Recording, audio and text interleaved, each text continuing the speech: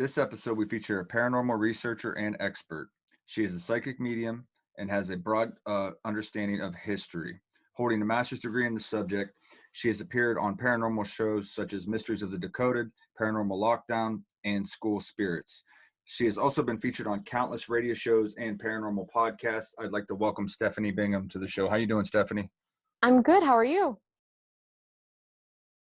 Excellent. Nice to have you on the show finally.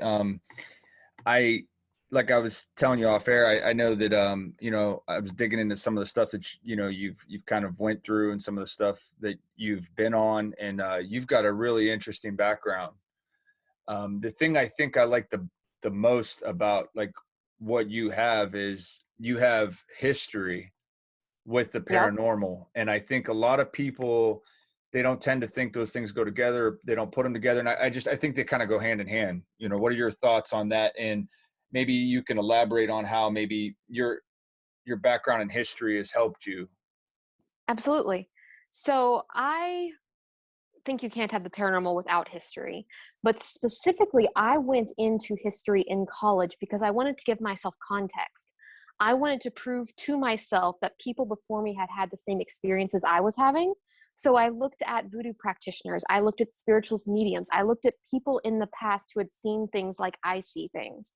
So I gave myself that foundation to say, nope, this is happening over and over again. I have all these examples and I can point to them because of all this research that I've done. Now, getting history professors in college to agree to that sort of study wasn't the easiest thing in the world, but if you push hard enough, they're going to let you do it. So that really gave me this sort of weird background, because when I started having these subjects that I was researching, my professors were like seeing documents, theses, and things like that for me. And they're like, so when are you going to debunk what they're talking about? And I'm like, no, you've got the wrong girl. That's not what I'm doing here. I can give them evidence for why what they're seeing is right. I'm not going to debunk them. And that just sort of broke their brains a little bit. But it was so interesting. The experiences that they were having are the same things that mediums and psychics today are having. It's just happening over and over again. And I think having that going into investigations, like I have been academically trained to do research. I've got a degree in anthropology as well. In anthropology, they teach you how to observe things and how to record your observations. That's literally the academic training. And you take that and you apply it to the paranormal, and suddenly you're not left with this sort of willy-nilly, oh, I saw this thing 2 years ago and I'm writing it down now. No, you write it down that instant. You start looking at all the details you can remember, you put it down, you put it away, you have that document. You know what you saw at the time. And that lets you go back later and research the details that you had then, that you can go back and you can confirm that way. Or you can say, this name that I got, this random weird name, oh, it relates to this person. And I have evidence on this day that I wrote this down in ink. It's there, and it really just sort of gives you a better, broader base of what you're doing, I think. That's really cool. And then I'm sure, assuming you've had a lot of instances where that's happened and like doing investigations, and then you go back and you do the research, and then you find that, things kind of line up. I do find that a lot. I've also found that because of the quirks that I have, a lot of times leading up to an investigation, I will get bits and pieces and names and things that have no meaning or bearing in my life. But when I get to that investigation, suddenly that random name from 2 weeks ago in that dream suddenly shows up in this house. And it's really sort of interesting to see how that information comes in, because for me at least, it's not all contained inside the house. It's contained in that period when I start to focus on what I'm going to be doing. And just that lead up time, I also get little bits and streams of information in. So it's really kind of odd. That's interesting. So sometimes you get like things that are 2 weeks before you even go to the investigation then. Yeah. That's strange, right? Because It is. that's almost like, something knows that you're going to go on the investigation, and, it's giving you And information it's reaching that you out. need. Yeah. That's really kind of cool. what my thought on the matter is that it's probably somebody from the location realizing that I'm starting to poke at it and coming to say, hey, me, and, as they do. So how did this all start for you? How did you get so interested in it? I mean, did you just, wake up one day and you were suddenly psychic, or did you always have this, or what happened? What kind of got the ball rolling for you? So I know this story from my parents. They told me about it. I was about a year and a half old, and we had a relative that had died. I'd never met the man. We were staying at my grandparents' house, and I was sleeping in a playpen. The man came through the window, talked to me, got me out of the playpen, put me back in the playpen. It was a whole thing. And I told my mom about it. This man, I described him, came through the window, and he talked to me. And that first time I had this experience, she was just kind of like, yeah, of course, pat you on your head, send you on your way, It's a kid. It kept happening. And the man kept saying more and more things that related to the family and just things like that. And then eventually my grandfather saw him. So my mom got really suspicious at that point, and she got a big group family photo with a bunch of people I didn't know in it. And she's like, is the man you're seeing in the picture? And I pointed out the man that had recently died that was coming through the window, and he still shows up occasionally. But that was when my parents realized that I was having these experiences. But they made a very interesting choice at that point. They actually didn't tell me I was seeing ghosts. So I didn't realize for myself what was going on until very late elementary, early middle school. Because, kid logic. I see this person, I play with this person. You don't really recognize that other people aren't seeing the same things you are at that point. So it took me quite a while to sort of catch up to that realization, but I knew I was seeing ghosts in very late elementary, early middle school. That's interesting. Now, when you see these ghosts, I mean, do they look as solid as, another person that's in the world, or is it different? I mean, is there subtle differences, or what are you seeing exactly? So when I was little, I couldn't tell a difference at all. People, they look just like people. I had no idea that they weren't alive. But as I've gotten older, I've learned that there are tells, and it's very strange to say, but they feel different to me. Like a living person and a dead person feel different. Yeah. I end up with issues in large crowds. Like if someone I don't know calls my name in a crowd to try and get my attention or say, hey, you turn around, I won't generally acknowledge that person until I see somebody else acknowledge them, because it's harder for me to tell in large crowds if they are alive or not. You don't want to be the crazy person turning around and, talking to nothing. So, context clues help. And then, so you get feelings then too, right? Mm-hmm. You've got like an intuitive sense about things. Yeah. What are some other things that like you're able to pick up on? Like, do you have like, I don't know, dreams, or, what all can you do? A lot of weird stuff. Everything to an extent. There's some that are much more common and much more prevalent to me. I see things, I feel things, I hear things occasionally. Those are the big three for me. You get that random occasional just knowing of there's some information here. I don't have a ghost to blame it on. I don't know why I just had that name pop into my head, but it did. So it sounds important. I'm going to write it down and it'll come back up later. Things like that. I feel things occasionally, like emotional things, especially if I'm doing like any sort of seance type work. I will feel the emotions of the spirits that I'm dealing with, which can be a little rough. But that's generally the main ones for me, is just a lot of senses. So you've got empathic abilities then too. I mean, can you pick up on living people and their That is my least favorite thing. I do to an extent, but it's the one that you always have that sort of redheaded stepchild of abilities, and that's mine. I refuse to acknowledge it. It lives in the corner over there because right. You're like, that's my least favorite. Yeah, I don't deal with that one unless I absolutely have to, because it is super overwhelming to me. Yeah, it can be depressing too, right? You walk into somebody's bad mood or something, and all of a sudden it's like, I don't know. It's I got It's like swimming through soup. Yeah. Yeah, it's not good. So I seen here that you went to the Lizzie Borden house. Is that correct? Yeah. So please do tell. Like what was the senses that you got there? What were some of the things that you were able to pick up on? Is it as haunted as people say it is, or that kind of thing? So we actually got to go to the bed and breakfast and to Maplecroft, which is where Lizzie lived, and her sister actually lived after the murders. And we started at Maplecroft.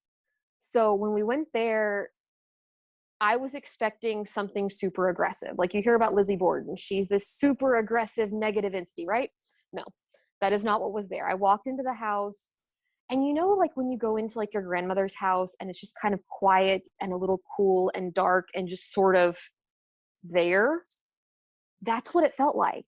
It wasn't oppressive. It wasn't aggressive. It was there. We did a sort of seance, sort of channeling, not really channeling, but a talk. We had a talk with Lizzie while we were there, and she was the perfect lady of her time. And I don't know how else to explain that, but she was very, very prim, very proper, very set in her ways. But if you treated her like a lady and you were a lady, she would respond to you. Now, she would not answer questions about specifics of the murders, but her life, her existence, her feelings, who she was with at the end, her dogs. She liked to talk about her dogs. But she was very, very much not what I expected.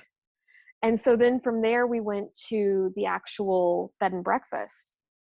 And you go there and you have several options of the spirits you're going to see. It could be mom, it could be dad. There are kids from next door that are hanging out on the property, which were there. I never saw Mr. Borden while we were there. And we were there at the bed and breakfast for several days and never once saw him. But Mrs. Borden, the stepmother, she was there. And she was not what I was expecting to find. Mrs. Borden, she's the poor little old lady who got chopped up. That lady was crazy. Like, we sat down to do a sort of talk with her, and it was me and a private investigator who were doing this talk. So that, number one, it's a little weird. And like, I'm used to dealing with human spirits. I deal with inhumans as well on a fairly regular basis, but they act completely differently. They don't sort of cross over. But Mrs. Borden, we sat down to have this conversation, was emotional right from the start. Like, she was hysterical.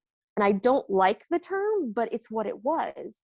And it took me a little while of talking to her. And she kept repeating things, I don't understand. I just wanted the girls to love me. I just wanted the girls to love me. Just kept repeating these things. If she doesn't understand why they did it, she loved the girls. Why didn't they love her? And then Mrs. Borden started doing something that I've seen inhuman spirits do, but not so much human spirits, and started actually pressing her emotions into me. Like, she realized that I could feel them, and she started shoving, which was super aggressive for a human spirit. Right? Not at all what I was expecting. And by far, she was the more traumatizing of the two ghosts to talk to, hands down. And I get the feeling that she knew what she was doing. Like, she understood what was happening. She knew we were there to communicate, and she was going to get as much energy from me, and she was going to cause me as much pain as she could during that time. But that same, I guess it was the next night that we did that. We did a paranormal investigation with equipment and things, all that fun stuff.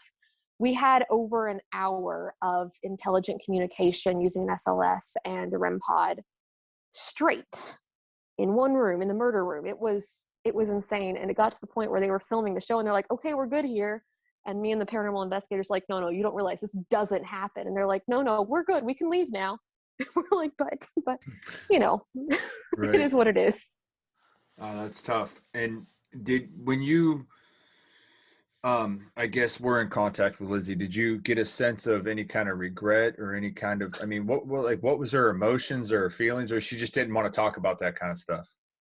Lizzie didn't want to talk about it. I got no regret, nothing, almost smug about the mother. The father, there was pain there. So my personal theory on how all this went down is that Lizzie and her sister actually conspired with their maternal uncle, who was staying at the house that night, left the house suspiciously during the day, learned 6 people's first and last name on a one-way trip on a trolley tram car across town, and then showed up and waited outside the house for an hour without going back in, without asking, after finding the house cordoned off with cops and police or people waiting outside. I think he probably did the murders, and he had a grudge against, I think, probably, maybe, the stepmother who came in and replaced his sister, which was Lizzie and the other sister's actual biological mother. That's interesting. Yeah, I think he had a grudge against his father due to a business deal that didn't go down quite like he wanted to. So I think the girls wanted this mother dead, not the dad, and he just did what he did. I don't think I heard that part. Did the police ever investigate that, or? There was a tiny bit of investigation on him, but he left town pretty quickly thereafter and really sort of drops off the face of the earth. So I really think that he, at the very least, was knowledgeable of the plot, but I think both the girls were knowledgeable of the plot too. It's the only thing that sort of makes sense to me from what I got from them and what I was reading in the documents. And people talk about Lizzie and her actions at the court. Like, she was acting crazy. She was acting crazy. Well, her parents, at least one of them that she loved, was butchered in front of her, and they handed her one of her parents' skulls without telling her they were going to do it, and she fainted. I don't think that's too outrageous, you know. I think it's just time. That's interesting. What are some, oh, I was going to ask you, what are some other like maybe historical sites that you visited, but I do want to touch on, you've been to the Mansfield Reformatory, right? Yes, Can you Mansfield's talk, great. can you talk a little bit about that? Mansfield, so when I was up there, we got to do sort of an overnight there. So we actually stayed the whole night in the place, like sleeping. That was a little suspicious, but uh, the place was a lot airier feeling than I was expecting. It wasn't as dark and dingy and sort of gross energetically feeling. And there were a lot of things there, like spirits, but they weren't necessarily the sort of negative or sort of downing spirits you're expecting. A lot of them were on the younger side because they were from the reformatory period, and they were sort of prankstery, trickery little kids. Not necessarily little kids, but that sort of vibe from it very much. Now, when you got down into the sort of the solitary confinement, there was something in there that was definitely a little off and a little more, but it was a really fun investigation in a beautiful location with lots of history and lots of spirits that were willing to play, but nothing in the main part of the building that I would consider malicious. So it was a really fun investigation. That's interesting. I don't live too far from there, and I've had other people I've spoke with that have went there, and Mhm. they didn't really get. I mean, not that they were mediums or nothing, but they didn't really pick up on like a really bad vibe there either. Yeah. That's why I was asking. I was kind of curious on how that went for you. Now, you said that there was something down in the solitary confinement that was different. Was it human, or was it something different, or what were you getting from that? A very, very astute question there. Um, not one that people generally ask. I I'm not certain. I was down there long enough to feel that it was there, and in the mindset I was in that day, I was not prepared to deal with it, human or inhuman. So I made a very tactical retreat from that area and went back out to the area with the things that I was more equipped to deal with at the time. Uh, it had a lot of energy. It really, really did. So if it was a human spirit, it was a very well developed human spirit, but it entirely could have been human. I can't sit here and say that it wasn't. But when I look at the comparison to say what I felt there as to what I felt in Waverly Hills when I've been there, the things in Waverly Hill that aren't quite people and weren't ever quite people feel more aggressive than that thing did. But again, it was just a tiny little snapshot. So I often ask a lot of psychics this question, so I guess I'm going to ask you, just because I like to get people's take on it. So, what do you think happens to people when they die? Then, I mean, are these spirits just like part of a small portion of like a larger, broader soul, like a fragment, or are they? Is it just energy trapped in a location? What's going on? so I have an odd theory where this comes to play. So what I've seen, like when a spirit or when someone passes, like if it's traumatic, it's immediate, they don't realize car accidents are bad about that. A lot of times you'll see that spirit there for a couple of weeks, maybe a month before they sort of come to terms with what happened. And then they are free to pass or to hang out. I sort of go with the idea of soul families. You travel as a group. So if you pass before the rest of your family passes, you're going to bop back and forth. And that's when you get the babies coming, or the grandmas coming back to see the babies who were just born and things like that. And you have that sort of waiting for your group before you come back. And that's very much how I see things. But I end up with a lot of spirits that I end up getting on objects that have some emotional connection to them and have no desire to cross over. And they just sort of want to chill with their favorites, whatever it is. So there's a lot of choice there, it seems. That's interesting. And you mentioned soul group. So you're in the school of thought of, you know, a life review and then like a reincarnation type of deal. Yes. Yeah. Absolutely. Very good. Very good. Do you have any experience with like past life regressions or anything like that? Do you have any knowledge of that, or any kind of like, have you studied that, or? I could read Egyptian hieroglyphs in second grade. That's pretty and intense. I wasn't taught. So That's pretty cool. So what you're telling me is you had a past life as an Egyptian. Yes, at some point during the thousands of years that Egypt was there, I was apparently there and I could read. That's I pretty was cool. obsessed with Egypt all of my childhood, and I think that that is entirely why. I actually went through and learned to read Egyptian hieroglyphs, so it's not nearly as interesting at this point as when I was little, but it was this overt fascination, and for me it was the mummies and the religious side of it, so I can take a stab at what I did at that point. But yeah, past lives are a thing. That's pretty cool. That's pretty cool. So then in this group, I guess the group would come back together. So what do you think the purpose is for the soul group then? Is it just to keep having experiences in the physical realm, and for us as energy spirits, or whatever you want to call it, just to keep learning and growing, or what's the goal here? I do think that the soul group works together to try and better their relationship with one another and their place in the world, be it the world itself or animals, whatever it happens to be. I think everybody sort of has a specialization almost, but I really think that the soul group specifically is about connecting and protecting and helping one another and helping each other sort of evolve. Don't really like that word for that, but you know what I mean. Just sort of keep everybody together and moving and safe and coherent over the millennia. Yeah, I could buy into that. I think that, there's some people that I've shared a lifetime with in this lifetime that I've probably had lifetimes with. Yeah. You mentioned inhuman spirits earlier. What's your take on that? I mean, are these things? Do these things have? I mean, are they similar to us? Is it like they're?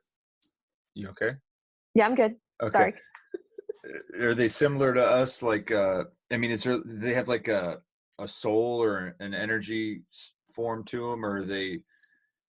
I mean, have they ever been human at one time and reincarnated? I mean, what are those things? Inhuman spirits. So there's two very interesting directions to take that. Could an inhuman spirit take up a human flesh suit? If you buy the other soul theory that some people have souls of something else and they are incarnate as human now, sure it could. Why not? The Inhumans that I deal with on a fairly regular basis, most of them were never people and would never want to have been people because they're, they're very set in their ways. I think that's a nice way of putting that. But the Inhumans themselves, they very much have physical forms, they have energetic forms, and they all appear different. I run into this weird thing, me and another psychic that I worked with for years. She saw specific types, elemental Inhumans, specifically those that have ties to Native American religions, in humanoid forms, sometimes with extra pieces, antlers or something, but very humanoid forms. I always saw that same sort of spirit in a sort of animal form. Generally not a known animal, but it looked more animal than it did human to me. But it was the same energy relaying the same information, and we were interpreting it two very different ways, which I always found rather fascinating. But this past weekend, I was actually out at a location with an inhuman spirit in it. And the person that was talking about the inhuman spirit, he very much interpreted this inhuman as a male humanoid inhuman. That is not at all what I was seeing or feeling. It was a very odd sort of dichotomy there, that he had been at this place for a very long time and had seen this thing multiple times or experienced this thing multiple times and had this very clear image in his head of what it is. And that is not at all what I was seeing in the building. So it was a very strange thing. But inhumans have the ability in some cases to change what they appear to from different people, which also makes them harder to sort of track. And then you get into sort of that tulpa egregore category of inhumans, which are totally inhuman, but they can look like anything, and they are nothing like the native inhumans or the fae, or you have the demons or the jinn or the angels or whatever else you're dealing with. Everybody has their own category, and none of them play by the same rules. So that is another reason or another instance where that research background that I have comes in very handy. Because if someone thinks that they're having a demon, I've got a demon in my backyard, and we're in, Ohio. Yeah, the chances of a demon, a true demon of the Christian religion, one of the finite numbers, there's a number of them, that somehow made it from the Middle East to the middle of nowhere, Ohio, to decide to run around acting stupid, the chances of that are small. Not impossible, but small. So you want to have your research done going in there saying we might have more likely this Native American group, you might have a Pukwudgie, you might have whatever else might be running around, and local lore of the area to know what you might be dealing with. Because while a Catholic priest can totally get rid of a native inhuman, it's a lot easier to meet them on their terms and deal with them in a way that they understand, make an offering, make an apology for whatever it is you've done to upset them, and sort of call a truce, as opposed to evicting them from the home that they've had for millennia. Ease of use. That's interesting. And I think it's interesting too that you had mentioned that, from your perspective versus the other psychic's perspective, you guys seen two totally different things. I think that's possible though, right? I mean, you get that a lot with like NDE experiencers. Yes. And people who have like a religious faith, they tend to see what, is their religion. That Their kind of symbol helps. set. Yeah. Yeah. Yes. So that's very fascinating how the universe works. And absolutely. Because I could buy into that. I even think like potential like UFO encounters and alien abductions. I think two different people could have two completely different experiences, which is, it's strange. Mm-hmm. Very and strange. I think that there's something to be said there between the UFO experiencer and someone who had a fairy experience, or that missing 411 disappearance, and the fae, which I think have a major connection there. I'm not a big Bigfoot girl. I think Bigfoot's probably a actual physical animal, not so much running around doing crazy UFO or paranormal things. But I think that there's a major crossover between the phenomena, especially of the fae abduction or the UFO abduction, and the missing 411. And I'm not entirely sure. I think the fae abduction or the UFO abduction matches with the fae experience or the fairy experience that you have historically in Ireland, like the actual fae inhumans that they're dealing with. I think it could be two separate but similar phenomena. That's so awesome. Before I started this podcast, I thought that was like a Disney thing, the fairy thing. Oh. And I've talked to probably 10 people now that talk about fairies, and I think it's the coolest thing ever. It really is. And people think that they're the Disney thing, and you're like, no. Fairies are terrifying, which makes them fascinating, but not something that you want to go, Tinkerbell can go get the hug too, but not the real ones. No. Right. Don't do it. So it sounds like you have a pretty good understanding of like cryptid type creatures then. Yeah. What are your thoughts on maybe the history of Mothman, and is that a real thing, or is that, what's going on there? So I was in Point Pleasant a couple of weeks ago. I am actually doing research on a book right now that I'm working on about cryptids. But again, not a Bigfoot girl. I want the cryptids who are weird. I want the ones who are strange and possibly actually, paranormally inclined. You're laughing. It's true though. That's what I like. So Mothman. I've been there several times now. Point Pleasant, it's not a place. Mothman is not a place. But there's something really, really strange going on there. Something truly strange. The first time I went there, I was in high school. I went with another psychic, and there's something there, very inhuman, that has thoughts, and being the way I function, I was getting impressions and thoughts from this thing, and it kept asking, what did they do to me? What did they do to me? What did they do to me? Like, that was the repeating thing of this thing, which leads to some very disturbing theories as to what it was or what the Mothman phenomena is, because there's some really creepy, like, conspiracy theories about how Mothman was created and things like that. But I think people overlook what happened in Point Pleasant before Mothman, the whole issue with Chief Cornstalk, who was murdered.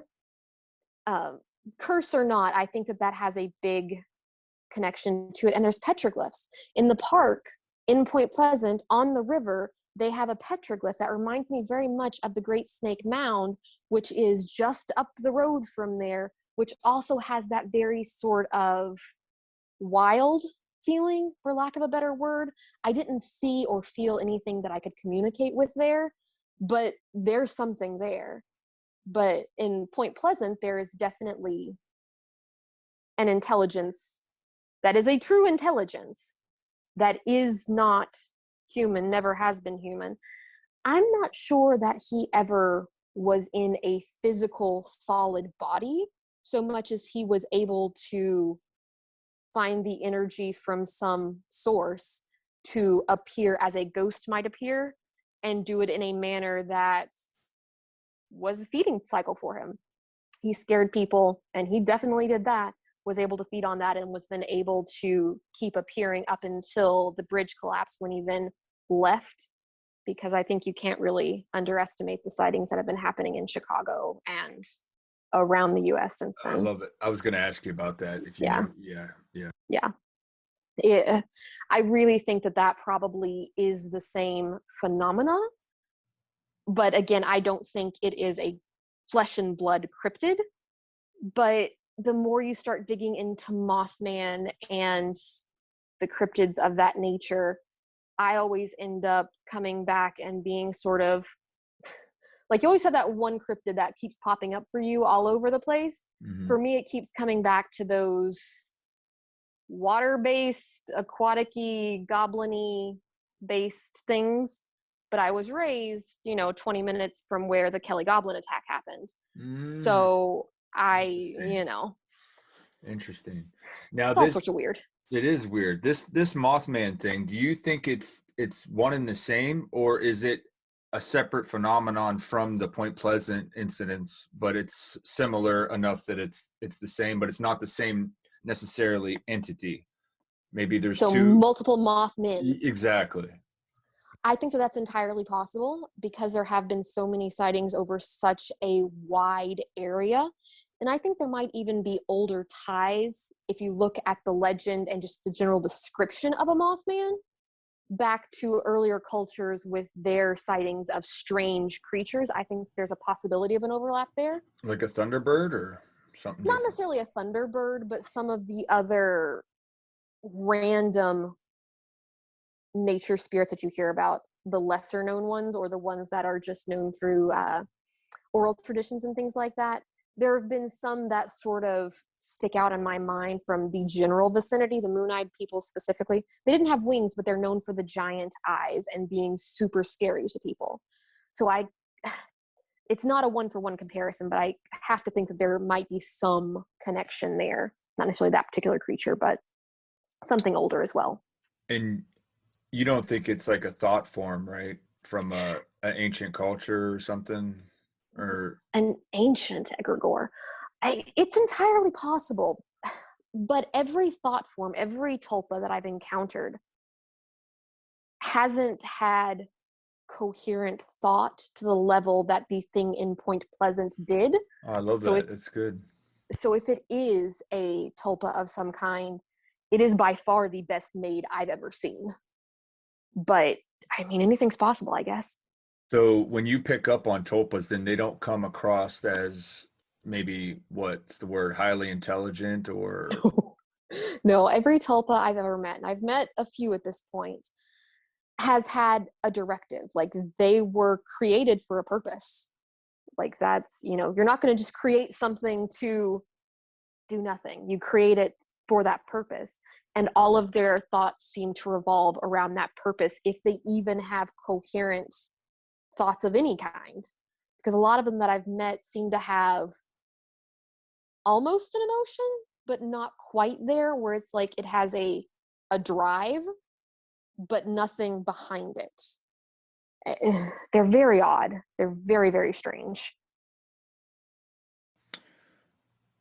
your knowledge goes pretty deep with some of this stuff. So I'm going to bring up a topic that's never been talked about on my show before, but I think it's an Okay. interesting one. Um, black-eyed kids. You know anything about that? Yeah.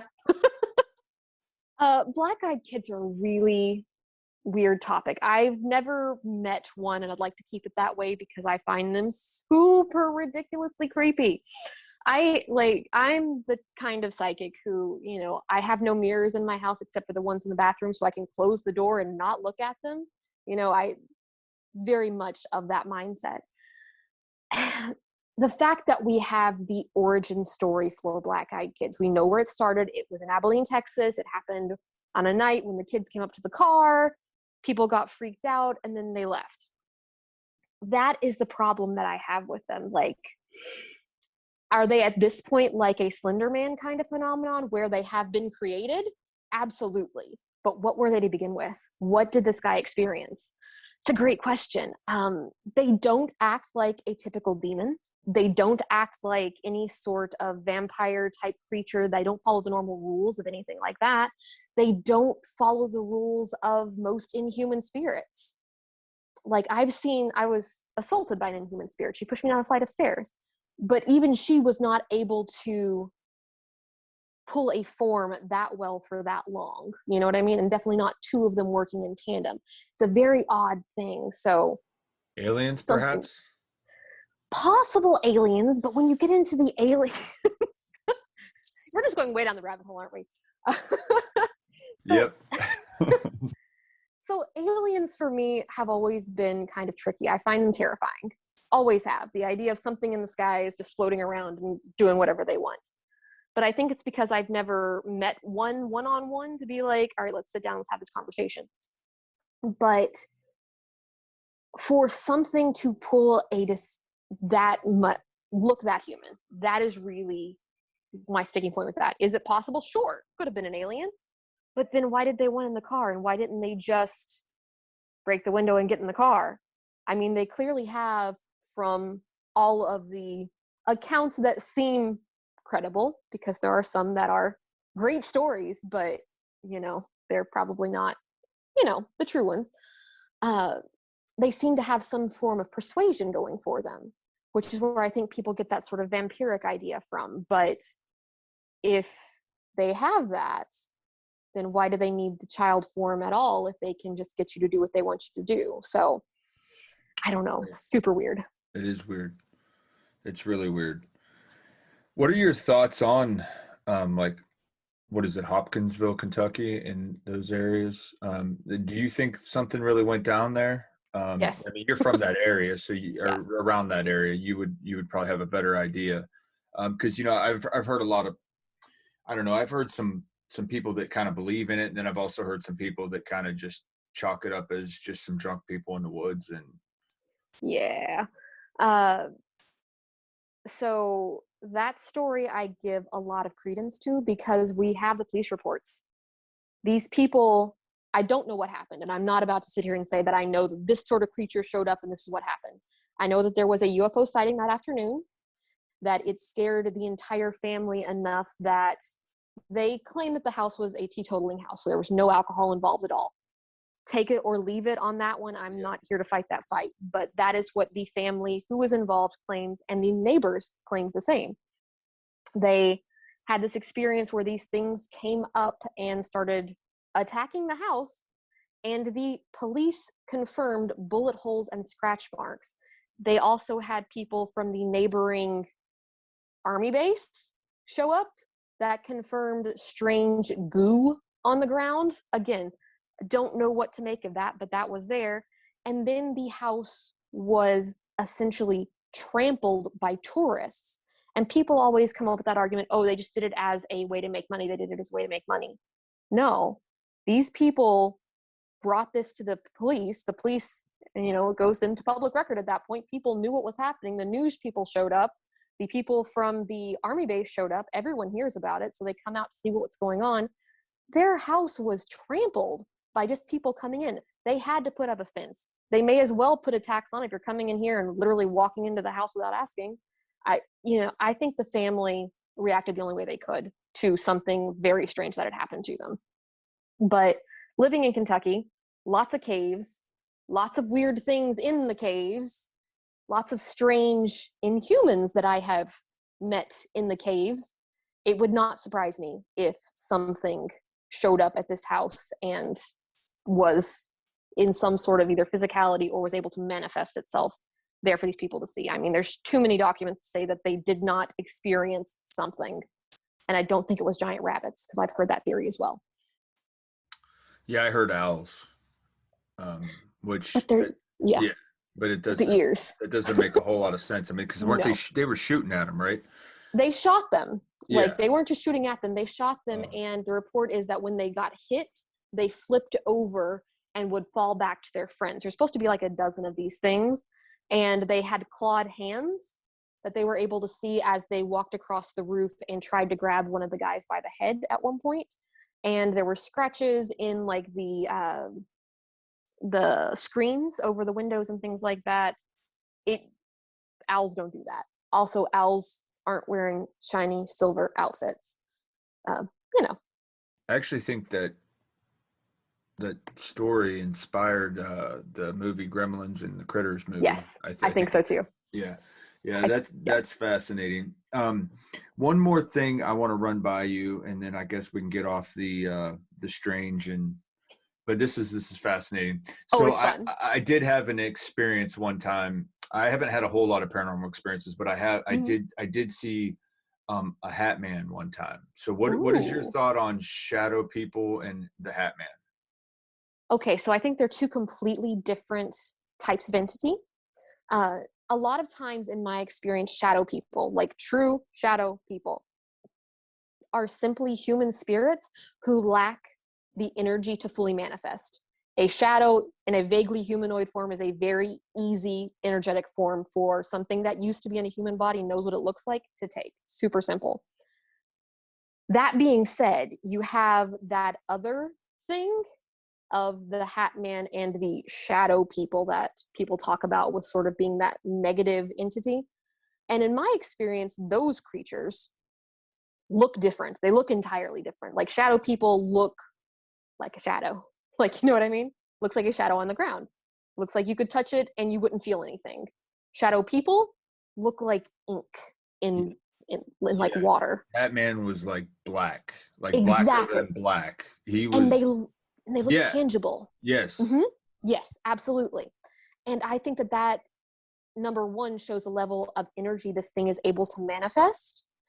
But I think that there is something in the collective subconscious at this point that allows the Hatman figure specifically to appear and to cause such fear.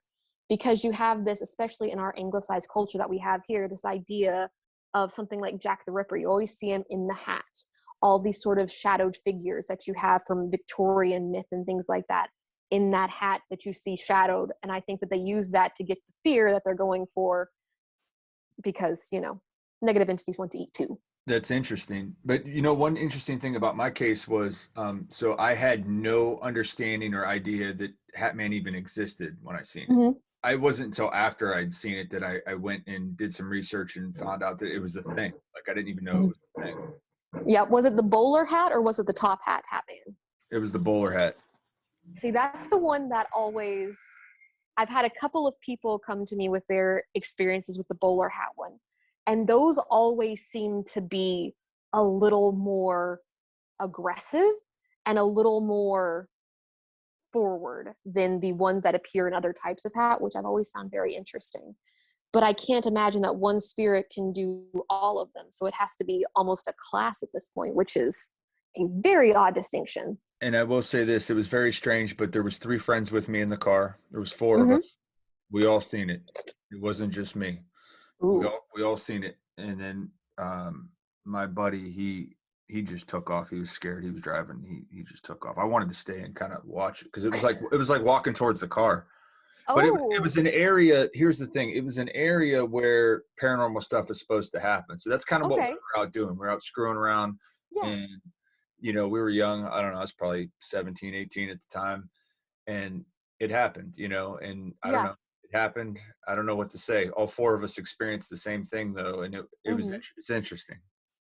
There's always something ominous when you are out at a location and the spirit meets you and starts to greet you before you're out of the car.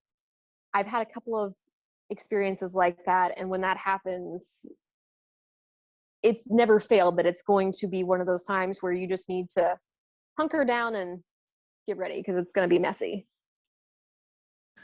These shadow people or these hat man or whatever you want to call it, they're evil, right? Or they've got bad intentions for humans, or no? I have a hard time with evil in general because the idea varies widely from person to person. What is truly evil? Are they malicious? Absolutely. They enjoy causing fear, causing pain, causing whatever gets them that emotion that they want. As to what they want, that's a great question. I've never met anybody who's had a Hatman encounter who could tell me what it is the thing wanted other than to scare them. So, are they malicious? Absolutely. Are they evil? Maybe not. Maybe. Who knows? What is the scariest location you've ever investigated? Scariest location I've ever investigated. That's hard. I don't see a lot of locations as scary because the location itself is just a building or a site or it's just a place. So the locations themselves don't really do much. Okay, maybe Um, most active then. Most active, very. Ooh.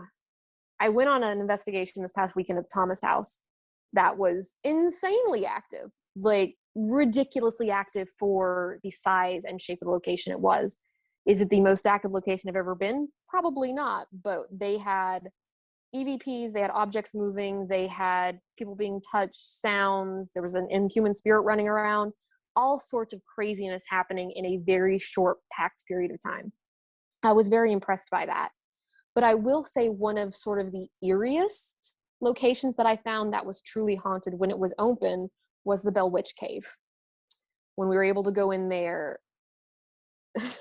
there is something in there that is not and never was a person that very, very territorial, which I found rather fascinating inside that place. That's interesting. It makes you wonder, when we talk about things that have never been a person or Mm-hmm. never was this or that, like what, I don't know, what gives it, how does it manifest into that? Or what, who decides that, all right, you're going to be this instead of, living a human life or living a life as a dog or a cat, I mean, I don't know. It's so strange. Do you It have is any theories on that? it's a weird idea. In my opinion, they have always been. This is theirs. The planet that we are currently flying around on is theirs, and everything about it has always been there, and we are the later things. I think that they came first, that they were the originals, and we are the weird new kids on the block who don't seem to understand. And these things don't have a way of experiencing death like we do. I have never met an inhuman that has been dead. I've met some that have been trapped, but never one that has, in any way, shape, fashion, or form, mentioned or acknowledged death. So you're saying they probably basically exist eternally as that entity, Yes, and they that don't reincarnate like we do. unless they decide to put on a human suit. Good point. Good point. Unless they decide to go really weird and be one of us for a while, which causes other issues. But So can you talk about anything that you're currently working on? I have nothing that I can talk about right now. There's stuff going on, but it's not public knowledge. Okay. Well, it's been a fascinating discussion. Where can we find you? Where can we see the work that you're doing and get a hold of you if we need to, contact you for anything? Do you have a website or that kind of thing? Do have a website, but if you want to get a hold of me and you want to get a hold of me quickly, check out my Instagram or my Facebook. Both of them, I will respond to immediately. If you have any ghosty questions, Instagram's the place to be. And if you want to see what I am working on and can't talk about, there's pictures on Instagram. That's at Amarna Marie, which is AMARNAMARIE on Instagram. And it's my name, Stephanie Michelle Bingham, on Facebook if you want to see my cat. Awesome stuff. Awesome stuff. It has been a great conversation. Hey, thanks It for has taking been the really time fun. on the show. Thank you. Thank you.